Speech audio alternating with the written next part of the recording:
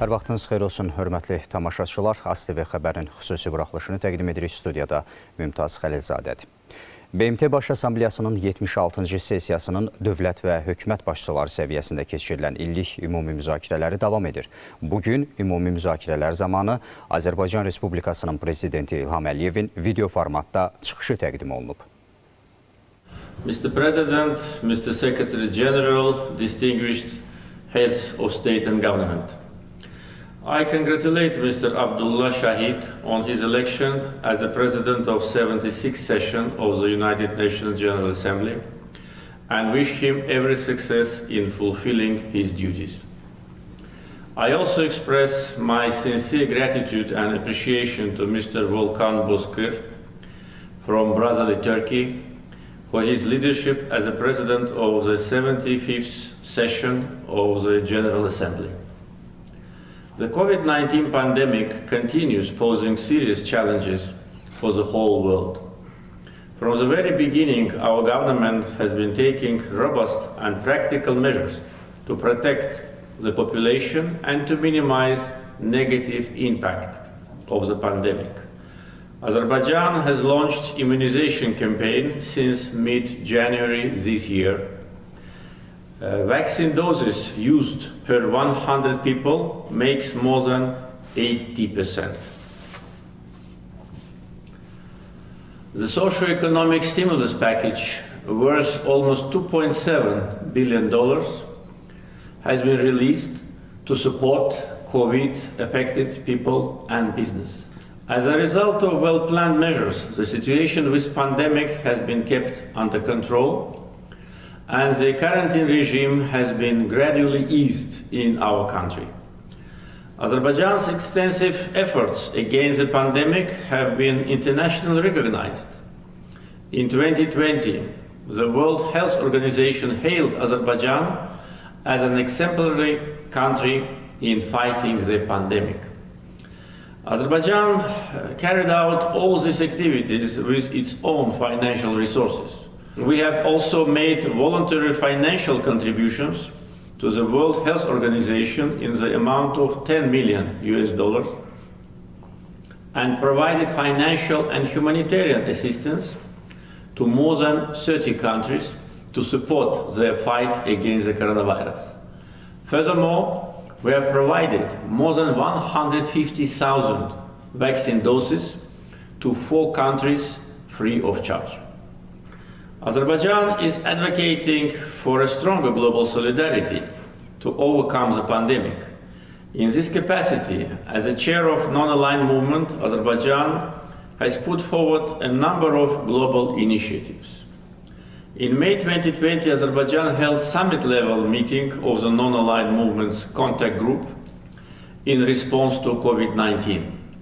During the summit, I suggested, on behalf of the non-aligned movement, the convening of the special session of the United Nations General Assembly in response to coronavirus at the level of heads of state and government.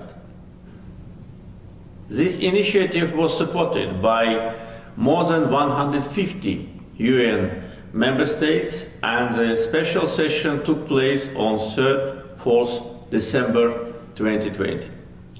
I express my gratitude to the Secretary General, Mr. Antonio Guterres, and all states supporting our initiatives. On numerous occasions, Azerbaijan has publicly expressed its discontent with stockpiling of vaccines by some wealthy countries. We reiterate our dismay on the persistent vaccine nationalism and deepening inequality in access to vaccines between developing and developed countries. Such actions prevent developing countries from protecting their populations. According to international reports, so far, more than 75% of the world's vaccine doses have been purchased by 10 wealthy countries, while vaccine coverage of low-income countries is less than 2%. To call international attention to this challenge, Azerbaijan, on behalf of the non-aligned movement, initiated a resolution on ensuring equitable and universal access for all countries to vaccines in the UN Human Rights Council, which was unanimously adopted this March. Azerbaijan plans to initiate a resolution at the UN General Assembly on the same topic during this session. We believe that there is a need to take strong, cohesive and targeted global actions to recover better from COVID-19. In this regard, we suggest establishing a UN high-level panel on global recovery from the COVID-19, which could prepare recommendations on global measures for post-pandemic period. This year marks 60th anniversary of the establishment of the non-aligned movement. With the unanimous decision of 120 NAM member states, Azerbaijan undertook the responsibility to chair the movement for 3 years at its 18th summit of the heads of state and government held in Baku in October 2019. Azerbaijan is strongly advocating for upholding international justice, norms of international law, and defending legitimate interests of member states of the movement. This year, the member states of the movement unanimously decided to extend Azerbaijan's chairmanship for 1 more year until late 2023. It is a sign of recognition and appreciation of Azerbaijan's successful and effective steering of the movement in this challenging time for the whole world. The implementation of Sustainable Development Goals is one of particular importance for Azerbaijan. Azerbaijan is among 12 countries around the globe and is the first in our region that has submitted its third voluntary national review report on the implementation of the 2030 agenda. Scoring 72.4 out of 100 points possible on the SDG Achievement Index, Azerbaijan ranks 55th out of 165 countries in the 2021 Sustainable Development Report, with the best result in the region.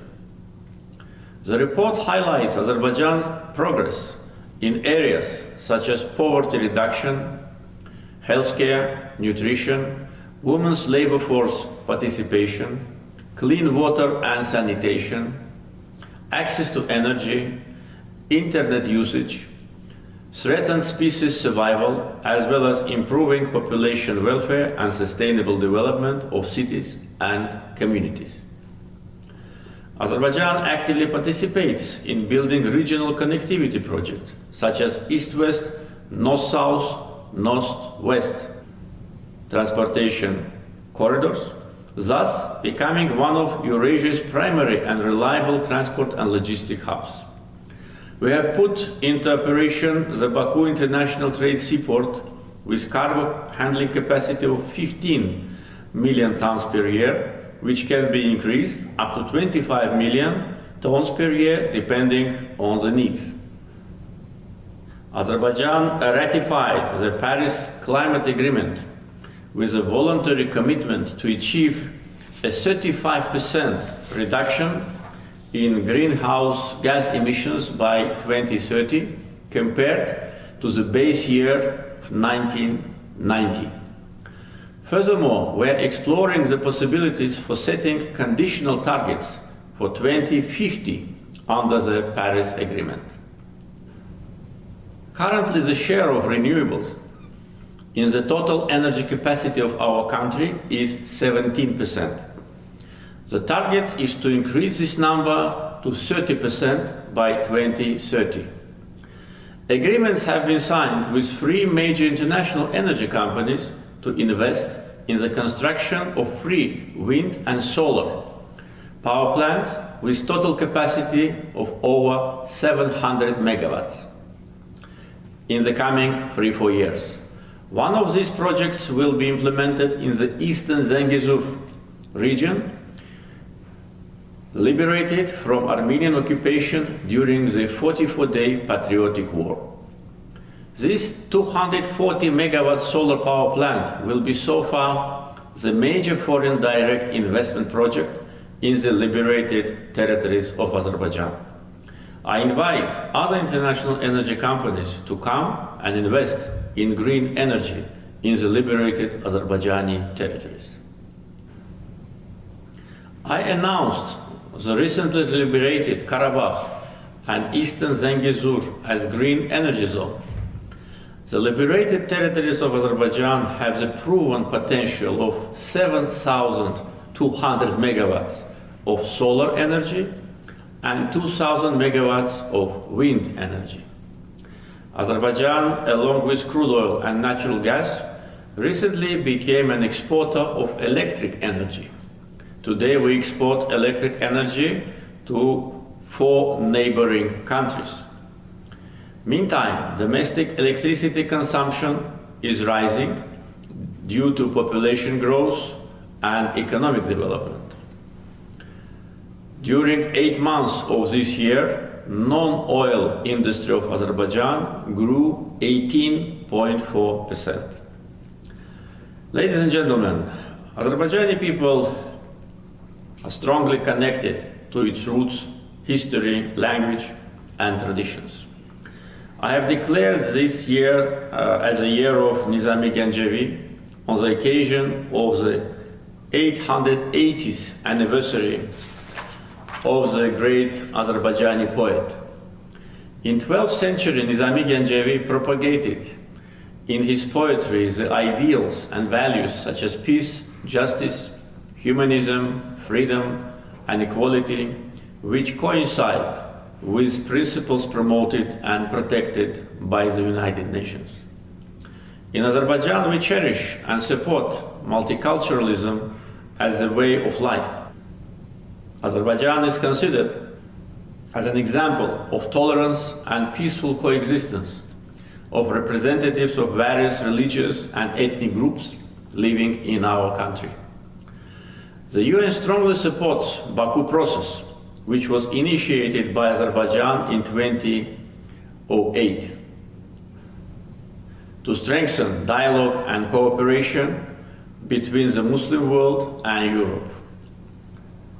The UN General Assembly's resolutions have recognized the World Forum on Intercultural Dialogue held in Azerbaijan regularly as a key global platform for promoting intercultural dialogue. Ladies and gentlemen, last September, addressing the UN General Assembly, I draw your attention to continuing occupation of territories of Azerbaijan by Armenia and aggressive statements and actions of the Armenian government. Today, a year later, I proudly say that Armenia was defeated on the battlefield and Azerbaijan put an end to the occupation. Armenia, for about 30 years, kept under occupation almost 20% of the territory of our country. The occupation was accompanied by notorious war crimes and crimes against humanity. Armenia committed Khojaly genocide in February 1992, killing hundreds of civilians, including 106 women and 63 children. 1,275 Azerbaijanis were taken hostage, out of which 150 are still missing. Khojaly genocide has been recognized by 13 countries. Ethnic cleansing carried out by Armenia resulted in more than 1 million Azerbaijanis becoming refugees and internally displaced persons. The UN Security Council adopted 4 resolutions in 1993, demanding immediate, complete, and unconditional withdrawal of armed forces of Armenia from Azerbaijan's occupied territories. However, these and all other similar decisions adopted by relevant international organizations, including the UN General Assembly, Organization of Islamic Cooperation, non-aligned movement, OSCE, Parliamentary Assembly of the Council of Europe, and European Parliament were ignored by Armenia. While some resolutions of the Security Council are implemented within days, in our case, they remained unfulfilled for 27 years, which is a clear manifestation of double standards. There is a need to join efforts to elaborate mechanism of implementation of the UN Security Council resolutions in order to avoid selective approach. The OSCE Minsk Group was established in 1992 with the aim to find resolution to the conflict between Armenia and Azerbaijan. It could be possible for the OSCE Minsk Group co-chairs to accomplish their task if they would take resolute actions for compelling Armenia to end its military aggression against Azerbaijan. Throughout the conflict, Armenia, with its attitude and actions, demonstrated that its sole aim was to maintain the status quo and consolidate the occupation. On many occasions, I raised the necessity of imposing sanctions on Armenia. Regretfully, there was no international sanctions imposed on Armenia to enforce the implementation of the UN Security Council resolutions. In 2018, the Kocharian-Sarkisyan regime of war criminals was overthrown in Armenia. We had some hopes that the new government of Armenia would seriously engage in negotiations. We were ready to reciprocate any positive signal coming from Armenia. In 2018-2019, it was one of the most calmest periods in former line of contact. However, the regime replacement in Armenia was not followed by real changes on the ground, in spite of Azerbaijan's positive actions. The new government of Armenia also opted for the continuation of occupation instead of peaceful neighborhood with Azerbaijan. During the last 2 years of the conflict, Armenia deliberately destroyed the negotiation process. The government of Armenia made a number of provocative statements and actions, like saying Karabakh is Armenia, and period, and not an inch of occupied land back. The then Defense Minister of Armenia openly threatened Azerbaijan with new aggression and occupation of new territories. Armenia put forward unacceptable and groundless so-called 7 conditions and demanded to change the negotiation format, to start from the 0 point and to involve the puppet regime established by Armenia in the occupied territories in negotiation process. Attempts by Armenian government to change the format and substance of negotiations was an unpleasant surprise for the OSCE Minsk Group co-chairs, whose efforts were paralyzed by irresponsible and dangerous actions of Armenia. Furthermore, in gross violation of international law, including Geneva Conventions, Armenia was blatantly implementing the policy of illegal settlement of people, mainly from Middle East, with Armenian origin, in the occupied territories of Azerbaijan. Encouraged by the long-lasting sense of impunity, Armenia was also announcing construction of new roads from Armenia to occupied territories to further consolidate the result of its aggression and speed up the illegal settlement. In July 2020, Armenia perpetrated military provocation along the state border with Azerbaijan. As a result of the artillery strike inflicted on Azerbaijan's Tovuz district, 13 military servicemen and civilians were killed. Later in August last year, Armenia sabotage group attempted to penetrate through the formal line of contact to commit terror acts against Azerbaijani military servicemen and civilians, but it was successfully neutralized. In my statement at the general debate of the 75th session of the UN General Assembly on 24 September last year, I had warned that hostile, Azerbaijanophobic statements and provocations of Armenian leadership demonstrate that Armenia is preparing for a new aggression against Azerbaijan. 3 days later, on the 27th of September last year, Armenia launched a large-scale attack against military positions and civilians of Azerbaijan. In response, Azerbaijan, using its inherent right of self-defense as enshrined in the Article 51 of the UN Charter, started a counter-attack on its own territories against Armenia.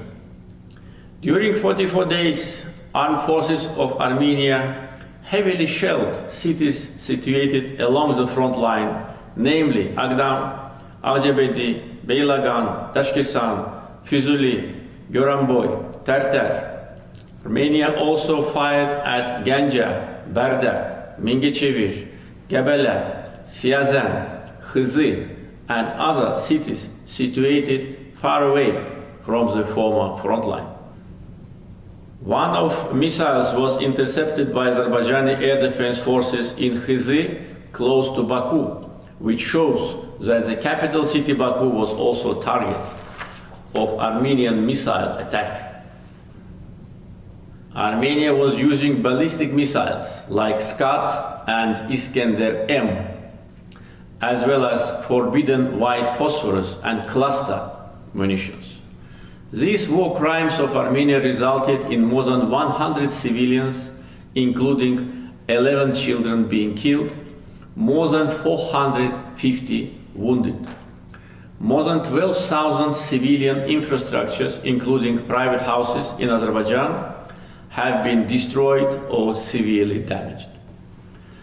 Abided by fundamental principle of international humanitarian law on the distinction between combatants and civilians, Azerbaijan never reciprocated Armenia's vicious war crimes by targeting civilians. Armenia also recruited mercenaries and foreign fighters from abroad and deployed them against Azerbaijan. During 44-day war, Azerbaijan liberated large part of occupied territories, including cities of Jabrail, Hadrut, Füzuli, Zengilan, Gubadli, and Shusha. In total, more than 300 cities and villages were liberated on the battlefield. Armenia had to sign an act of capitulation on 10 November 2020. Accordingly, Armenia was obliged to withdraw its troops from the remaining part of Azerbaijan's territories, namely Agdam, Lachin, and Kelbecer regions. Azerbaijan itself enforced the implementation of the above-mentioned UN Security Council resolutions. Probably it was the first case in the world since the establishment of the United Nations. Azerbaijan resolved the 30-year-long conflict and restored its territorial integrity and historical justice by military political means. The Nagorno-Karabakh conflict was left in the past. There is no administrative territorial unit called Nagorno-Karabakh in Azerbaijan. We have created Karabakh and Eastern Zengezur economic zones by the presidential decree signed on 7th July this year. Using this occasion, I would like to call on all the UN member states and the UN Secretariat to avoid using legally non-existing, politically biased and manipulative names while referring to our territories. The building of multi-layered defense lines and fortifications with long trenches, tunnels and bunkers by Armenia for years in the formerly occupied territories of Azerbaijan proves that Armenia did not intend to return those territories by any means. During almost 30-year-long occupation, Armenia has deliberately destroyed cities and villages, looted and plundered all cultural and religious sites of Azerbaijan, turning them into the textbook example of urbicide and culturicide. After the Second World War, probably annihilation of cities in such a magnitude has not happened anywhere else in the world. 9 Azerbaijani cities and hundreds of villages have been barbarically wiped out by Armenia. Armenia attempted to erase the traces of Azerbaijani people living in these territories for centuries. Agdam city was destroyed to such an extent that it was called as Hiroshima of Caucasus. After the liberation, our army could not find a single building in Fizuli city to raise the Azerbaijani flag. Out of 67 mosques in the territories which were under Armenian occupation, 65 have been razed to the ground, and remaining 2 have been severely damaged and desecrated, including by being used as stables for pigs and cows, in total disrespect to all Muslims of the world. Even the graveyards were desecrated, destroyed, and looted. During visits to liberated territories, foreign diplomats, representatives of international organizations, and international journalists have witnessed the barbarism committed by Armenia. The facts of the full destruction of cities and villages, including the cultural and religious heritage sites of Azerbaijani people, has been widely documented and broadcasted by international media and independent experts. Each delegation in the United Nations has been provided with an illustrative book which contains brief information and photos of our towns and villages before and after the occupation. It reflects the total destruction of religious and historic monuments of Azerbaijan. Armenia has committed severe ecocide in the formerly occupied territories of Azerbaijan. 60,000 hectares of our forests have been destroyed, cut down and taken away. Soil and rivers have been polluted and contaminated. Armenia used water reserves to create an artificial environmental crisis. On the formerly occupied territories, in 2016, the Parliamentary Assembly of the Council of Europe adopted a resolution entitled "Inhabitants of frontier regions of Azerbaijan are deliberately deprived of water," demanding the Armenian authorities to cease using water reservoirs as tools of political influence or an instrument of pressure.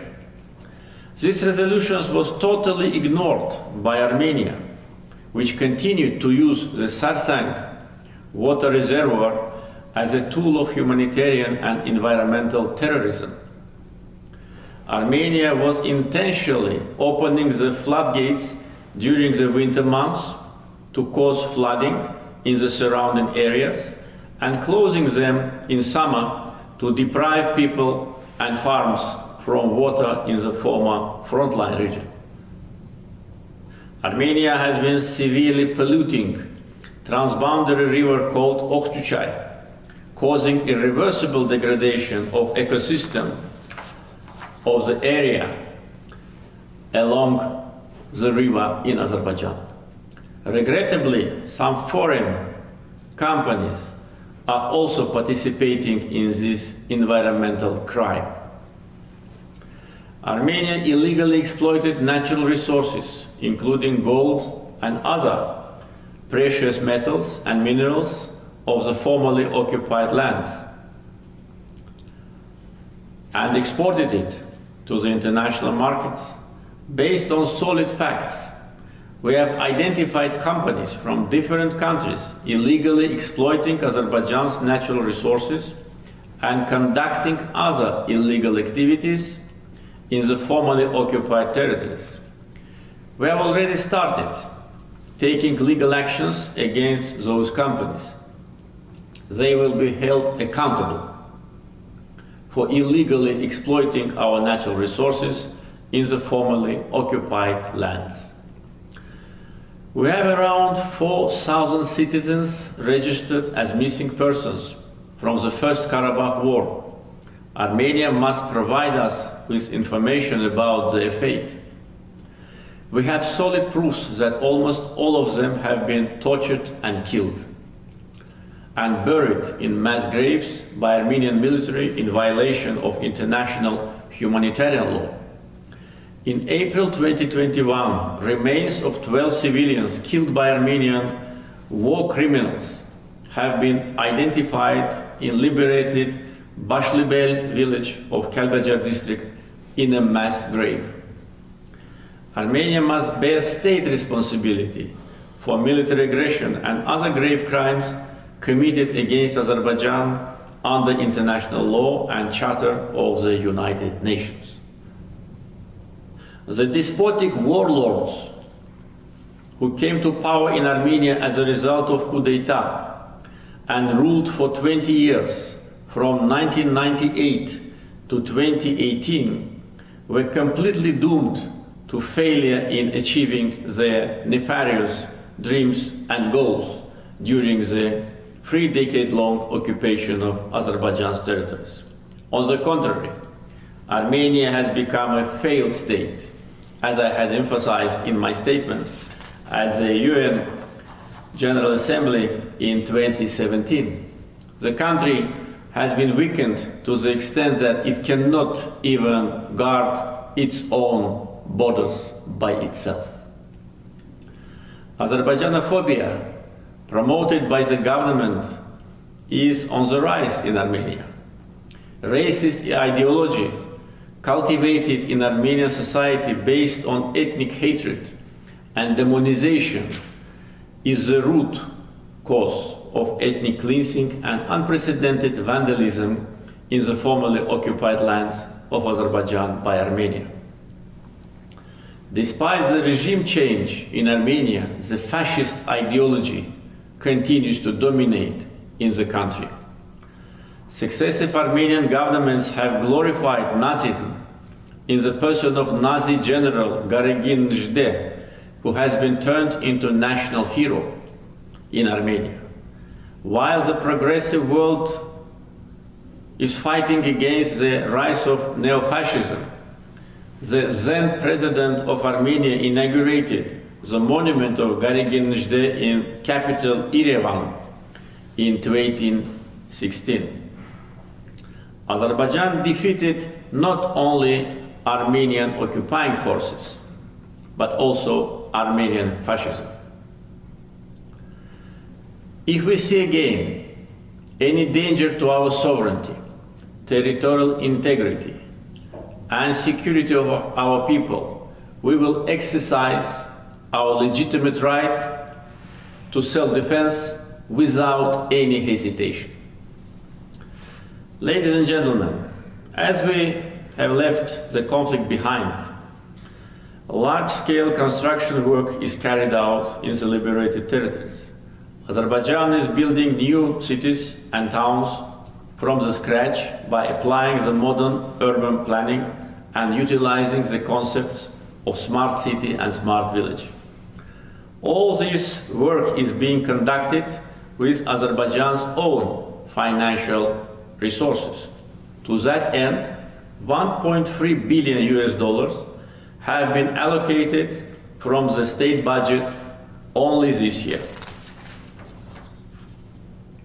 However, the main challenge is the vast presence of landmines planted by Armenia in the liberated territories. Since the signing of the Capitulation Act by Armenia on 10 November 2020, around 30 Azerbaijani citizens, including 2 journalists, were killed, and around 130 citizens were wounded. Azerbaijan is among the most heavily mined countries in the world. It slows down the reconstruction process in the liberated territories and return of internally displaced persons to their homes. Armenia refuses to release accurate maps of minefields. The accuracy level of the maps for 3 regions which Armenia had to provide is only 25%. The international community must force Armenia to provide us with accurate mine maps of all liberated territories. As the conflict is over, Azerbaijan has already announced its readiness to embark upon the border delimitation and demarcation between Azerbaijan and Armenia, and to start negotiations on peace agreement with Armenia based on mutual recognition of sovereignty and territorial integrity of each other. Such an agreement would turn our region into the region of peace and cooperation. However, we have not yet seen any positive reaction from Armenia regarding our proposal. One of the areas that can serve as cause of peace and cooperation is transportation projects. In this context, the Zangezur corridor connecting mainland Azerbaijan with its inseparable part Nakhchivan Autonomous Republic and Turkey will create new opportunities for our region. Azerbaijan has created a new reality in the Southern Caucasus region, which has to be taken into account by all. Armenia has to make a choice between regional cooperation and illegal and baseless territorial claims against its neighbors. The international community should also play its positive role in this regard and urge Armenia to realize that peace has no alternative. Any acts directly or indirectly supporting revanchism and militarization in Armenia must be ceased. We hope that long-awaited peace, security and stability will prevail in the Southern Caucasus at last. Azerbaijan will continue its consistent efforts to contribute and to strengthen regional peace and development. Thank you. Hörmətli tamaşaçılar, AZTV xəbərin xüsusi buraxılışını təqdim etdik. Diqqətinizə görə minnətdarıq.